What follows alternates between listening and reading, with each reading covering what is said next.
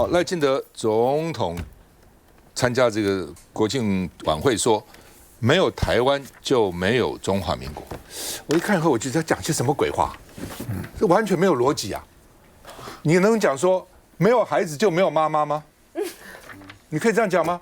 我早上一看就说啊，这共享没有孩子就没有妈妈，当然是没有妈妈就没有孩子嘛，怎么会没有孩子就没有妈妈呢？这个逻辑到底怎么想的呢？当然，他可以说啊，因为大陆被老共拿去，所以跑到台湾来啊，所以中华民国这么出来，这是事实。但是没有中华民国会有台湾吗？当时也不会有什么这个二战结束以后，日本还给中华民国，日本是把台湾还给中华民国的哦，是这样子的哦。所以那个本末一定要搞清楚嘛。台湾当然是很重要，没有人说台湾不重要，而且现在国民党这个中华民国也的确在调澎金嘛，这是一个事实。但是不能说因为没有台湾就没有中华民国嘛，是没有中华民国就没有台湾嘛。你一定要强调台湾多伟大，中华民国依附在我们台湾之上，没有台湾你们就完蛋了。我告诉你，没有中华民国，台湾早已被老共拿去了，也没有什么，只有没有台湾。平常讲就是老共的旗帜加在这里了。当年什么三反五反三面红旗大跃进人民公社在台湾都会实施，那就是这是个历史嘛，没有人否定台湾的重要性，但是依附好像就是说哦，没有台湾中华民国就完蛋，也没有这种事情呢，会这种事情呢？本末，我们看一下。上任第2年的国庆大典，总统细数政绩。根据亚洲开发银行最新的报告，将台湾今年的经济成长率由3.3%。大幅上调到5.1%，是亚洲4小龙第1名，也超越了中国。能超越中国，多开心啊！不过这话是否也在回应韩国瑜莫忘世上苦人多？台湾是全体台湾人的台湾，我们很清楚，在怎样亮眼的经济表现，都不能忽略这块土地上的每一个人。经济发展的果实应该为全民所共享。把好的数字变成好的日子，但国人想要的好日子，两岸和平重中之重。期待中国能体现大国的责任，停止扭曲联合国大会第2758号决议以及2战历史文件，并且放弃以武力及胁迫方式改变台海现状，共同维护印太和平稳定。2战的结果也告诉我们。侵略必败，团结必胜，和平必须靠实力。听起来，总统改变策略，不再向对岸温情喊话，更宣布要用增加的国防预算，打造类似以色列的铁穹，加速打造台湾之盾，为台湾编织保护国人生命财产安全的防护网。不过这一次总统的文告中，对比上回提到中国篇幅是大幅缩减。去年7度喊出中国，今年仅3次。北京当局跟去年一样没出现。中华民国同样减少8次，变2次。倒是台湾从44次增加到51次。好，老沈，我跟你讲，今天我是很认真的听了总统的国庆文告，他用的数目字都没有假造哦，但是他眼中的台湾的地位啊，远程近程的这个目标啊，跟我们庶民大众心中想的是不一样啊，真的是2个台湾的哦。所以这个好，这个撇下不听不讲。我跟你讲啊，从昨天在台中的国庆晚会到今天的这个庆典，总统讲的哪一句最精彩呀？就你刚才讲的那个，我看你我就知道你要讲这句话。我看你讲的口沫横飞。而且一点道理都没有，我就糟糕了。我们1个礼拜2次坐在你旁边，我们的鸿沟既然这么深，好，请说吧。我跟你讲啊，这个赖清德讲没有台湾就没有中华民国。我今天早上看了一下，我愣了一下，我从来看到这些东西啊，我马上了解，我真的愣了一下。你晓得，各位来宾啊 ，take me how long？ 5分钟。才了解我想了5分钟，才把我脑筋里头的这个网路啊打通，然后我就有我的结论。我还交代他们做了一个纸板在这里，不过他们做的不太好，所以我今天就不讲。我告诉你，没有台湾就没有中华民国，不是您讲的那个意思，不是的。为什么会没有台湾呢？台湾永远在啊，台湾是地理名词啊，台湾不会从地球消失的啊。为什么会没有台湾？就说台湾被老共拿去了，就叫做没有台湾。他的意思就是老共拿走了台湾啊，如果老共拿走了台湾，就没有中华民国，很有道理哦。好，这是第2阶段的赖氏新数学。赖氏的新数学第1个阶段就31-0，没赢也没有输。这个很奇怪，这个小学老师没有办法教同学，应该是31-0，没有永远的输赢了，这样可以吧？这个就可以了。这个是新几何，这是新几何，就是我画了一个图。那台湾拿掉，还有没有中华民国？那当然，台湾以外还有那些小岛啊、列岛啊、金马，不是这个意思。他不是这个意思，他说台湾没了，为什么没了？老共拿去了，那还有中华民国吗？对不对？那老共听得进去吗？老共，你在攻什么？你这一段话2句而已，你是违背了一中原则的3要点。中国这一个，中华人民共和国，你是我的一部分。他讲的这句话把3个通通推翻了，但是你不要担心，赖清德不是讲给老共听的，赖清德讲这句话是讲给国内听的。他讲这个话的目的是什么？有2点。第一点，他统合了台派跟中华民国派。他一讲台派跟中华民国派的矛盾就消失了。那第2点呢？中华民国派最大的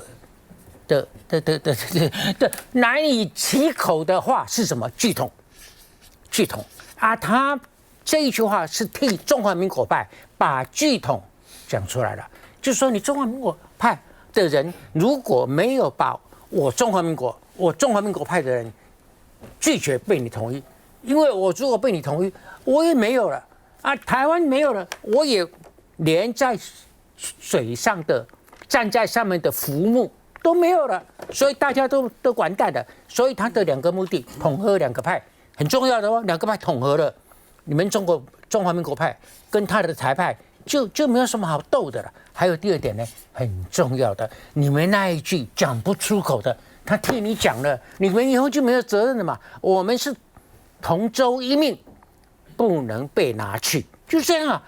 我这个讲法跟你完全不一样啊！那你现在讲完了没？你现在服了没？完全不服，完全不服。你讲完了没有？我们投票表决。好吧，你讲完没有？我讲完了。第一个了哈，你说他讲这个话，第一个，我相信赖清德绝对没有你想那么复杂。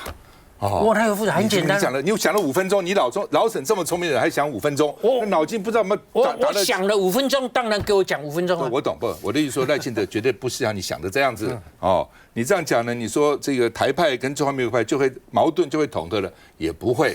赖清德讲这话不是要统合，他是要用台派打中华民国派都可以。然后呢，你讲另外这都无所谓的，但你讲的真的是有矛盾的。你说台湾永远存在，是不是这样？是啊，台湾永远存在。地理上，老共拿去台湾也存在啊。老共拿去台湾还是他不是这个意思，不管政治意义上就没了。不管他什么意思，老共把台湾去。台湾还在，中华民国不在，我承认。当然，中国就没有中华民国。那台湾还在，你前面有讲台湾永远存在，又说老共拿去台湾就不在，你这个话中间是有矛盾的。矛盾是你哦，你用2个意义在解释台湾跟中华民国派哦。你自己这样讲嘛？我的解读了哈，每个人解读。我认为赖清德这样的解读就是告诉你说，你们什么中华民国派没有我们还有你们吗？有少过谈中华民国派，只有台湾，就这个意思吗？这很接近我的看法。这后面这一句很接近我。但是那个不是要统合，他统什么鬼合？不，统合是他的目的，好不好？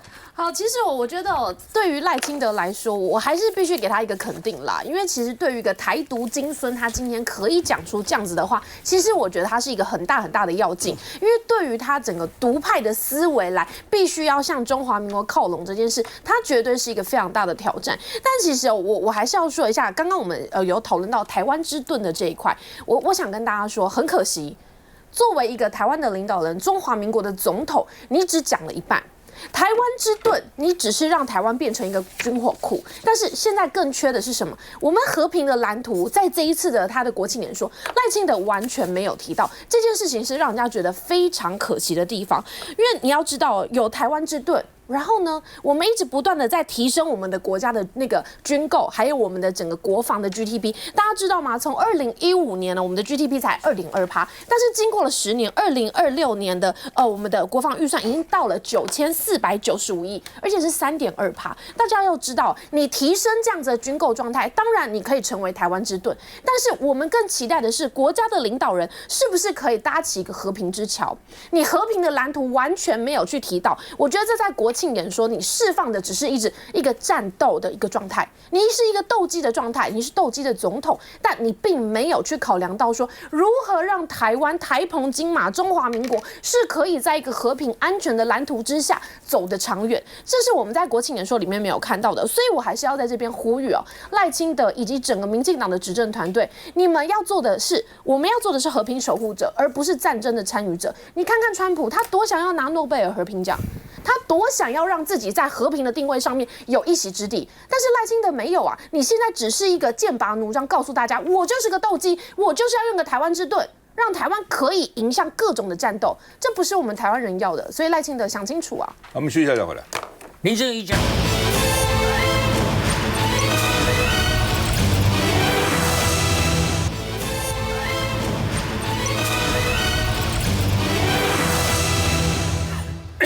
国安人士今天观察到说，赖清德今天的国庆演说呢，对两岸的篇幅缩短，对，而且没有提到互不隶属谈的是要追求和平当然和平现在是带到最大的这个目标嘛那另外呢，这个蔡英文跟陈水扁交谈热烈，朱立伦跟黄国昌也在窃窃私语他们都在看位置怎么排那第一排在正中间当然是这个。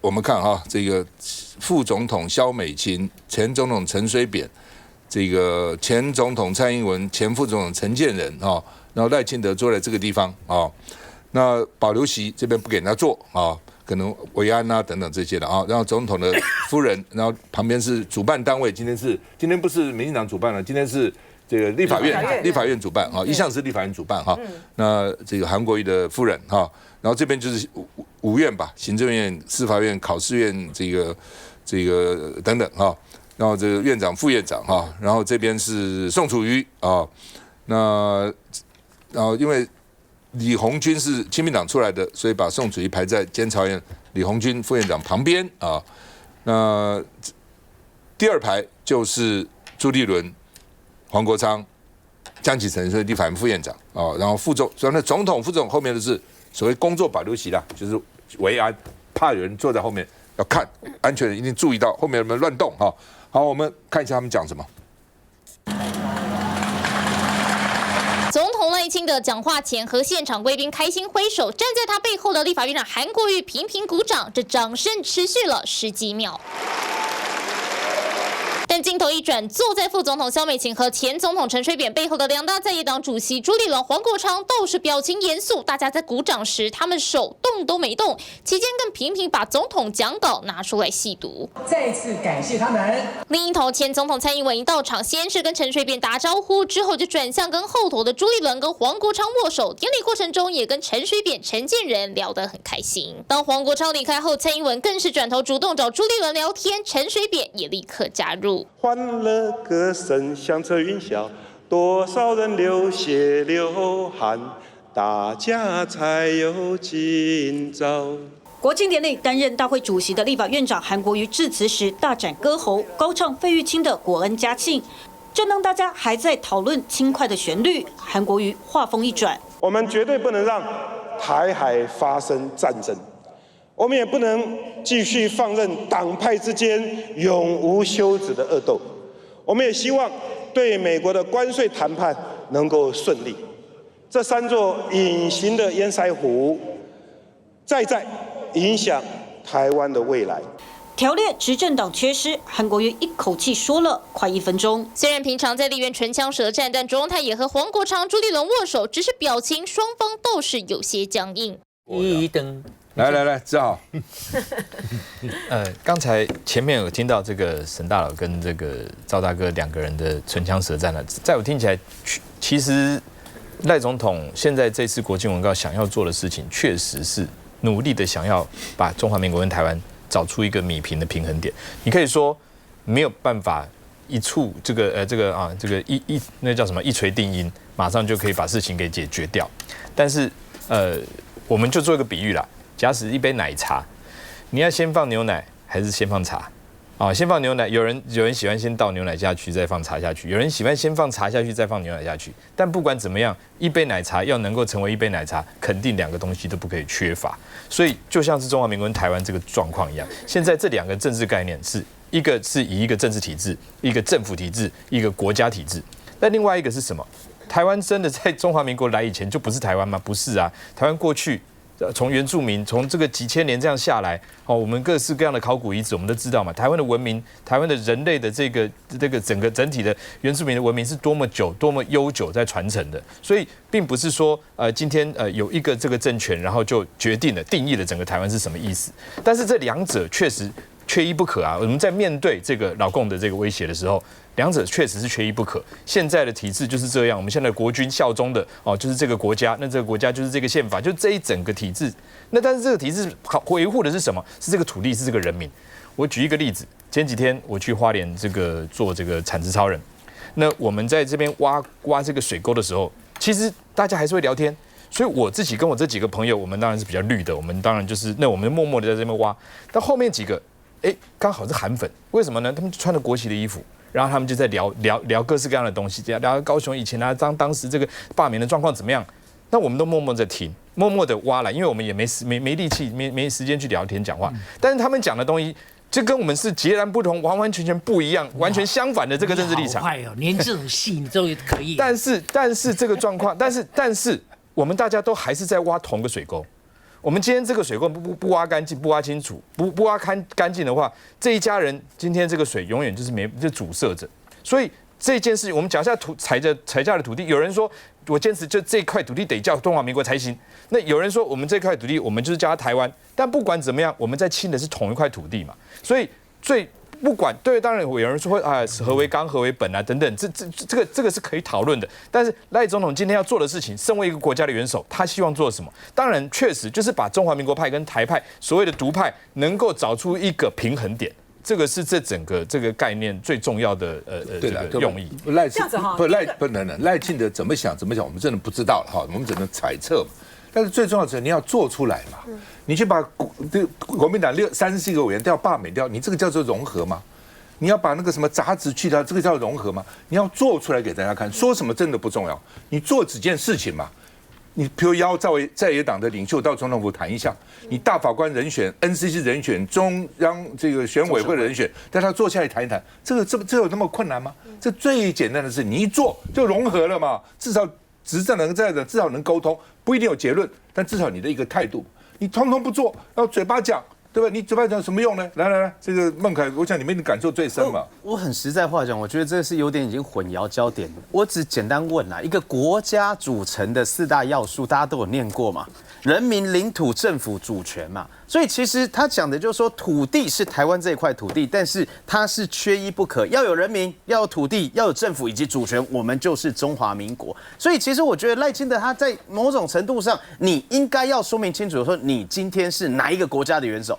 大大方方讲出来嘛，中华民国的元首。那既然你是中华民国元首，我们就是2350万人共同努力，让这个国家持续伟大、继续伟大、永远伟大。为什么在国家的生日大典的时候不肯把这样话讲出来呢？刚刚民进党的代表还在讲是说这块土地我没有听过有人叫这块土地会叫中华民国，因为土地永远大家讲是说这就是台湾，就是我们美丽的家园。但是不要忘记。美丽宝岛为何而来？也是因为有中华民国来守护美丽宝岛啊！就如同刚刚赵大哥讲啊，如果说今天中华民国不存在，而是中华人民共和国当时把台湾给占领的话，那很抱歉文化大革命相关的这一些所有的惨难，过去发生的事也会发生在这块土地上。所以其实今天我觉得大家应该还是要回归，就说过去到现在有没有这个矛盾？也许你各自政治立场不同，但是我们为什么一直强调是说对外我们要一致对外？那一致对外，我们就是要用我们国家根本的名称一致对外嘛。而且更重要的，如同赵大哥讲，一年多的时间了，到现在为止，真的赖清德总统，你身为一个少数的总统，但是你有没有试着拥抱所有2350万人？还是你每一次的谈话、每一次的讲话，都是在迎合所谓40%的人，以及你心目中到底有没有所谓存在打掉杂质、唯我独尊，只有我的这个意识才可以，其他意识都不能接受？我想国人会从你的文告以及你的言行看得出来。这赖清德呢，从昨天呢到没有台湾就没有中华民国，到今天的这个国庆演说。如果不是因为他就讲了第一句，今天是中华民国国庆，我们每年都齐聚一堂庆贺国家生日之外，我完全看不出来他今天的演讲是在国庆演说吗？他放到哪一天都可以啊。就赖清德呢，他就是一个务实的台独工作者，一个怯懦的不敢提正名制宪。今年我相信是在美国的压力之下，连中华民国、中华人民共和国互不隶属也不敢提啊，只呢躲躲藏藏的啊，讲了什么2758号决议啦，什么这些历史文件啊，用这个来去反驳中华人民共和国在这边强调2758号决议等等的这些东西。那他要说的是什么？还是台湾地位未定论嘛？那我们今天就要问了，如果台湾地位未定，那你今天站在那边，你站在总统府的观礼台上，你到底是在庆贺哪一个国家的国庆？我们是从石头里面蹦出来的吗？今天是中华民国114年10月10号双十国庆，我们并不是碰巧在这一天生日，所以我们大家来祝贺生日快乐。当他今天呢讲到第一句，讲说什么是什么有个什么特殊的日子哈，我也想说，他要讲什么是一个特殊的日子啊哈？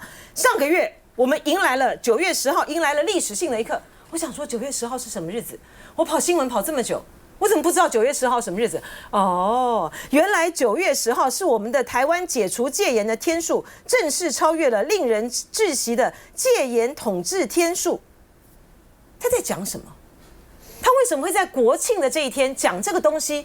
他所要强调的、想要塑造的，还是就是像大佬所说的，今天如果没有今天呢，如果不是我民进党执政，我们在这边捍卫所谓的这个主权的话呢，你们早就被中华人民共和国拿去了。今天哪有你们中华民国的存在？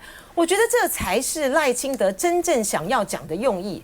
可是他又不敢这个明火执仗的，像他去年的这个国庆演说的时候，高举两国论，哈，然后谈了一些呢非常的就是针对性的敌对这个中华人民共和国的一些的言论。因为在这种中美正在谈大交易的情形之下，我觉得他也很担心台湾呢会在被川普跟习近平的即将来的会晤里面，会不会真的被出卖了？他肯定是在这个美国的压力之下，所以今天才不敢提那些太激进的言论。可是所有的言辞，包括今年是抗战胜利80周年，台湾光复80周年，他一样还是讲中战，好，他一样呢讲到在二战的时候，我们被受到侵略的，谁被侵略？在这个中国大陆的土地上的中华民国的人民被侵略者，而台湾呢是作为被日本殖民的国家，我们的殖民地的国家。那你现在你的侵略，你这个当做中华民国总统，你的地位到底在哪里？他就说啊，我们都是被侵略的。然后我们现在呢，他就是又把这个侵略的这个帽子呢挂在一个他心目中的敌对势力的中国的上面，所以他就一直不停的在偷换这些的概念，然后好像要形塑一个说，哎呀，我们要号召大家来团结，团结什么？团结在一个不清楚的一个国家意识，不清楚你到底是在当哪一个国家的中华民国总统的身上吗？我觉得非常的悲哀。我在这里面呢完全没有读到赖清德想他所表达的，像是大佬所说的要拉近中华民国派跟台派，他只是给台派一个安慰剂，就告诉台派说，我们今天不用再宣布独立了啦，我们今天不用再去正名制宪了，我们已经实质独立了，只是很不巧，这个国家的名称叫做中华民国罢了。谢谢大家回来。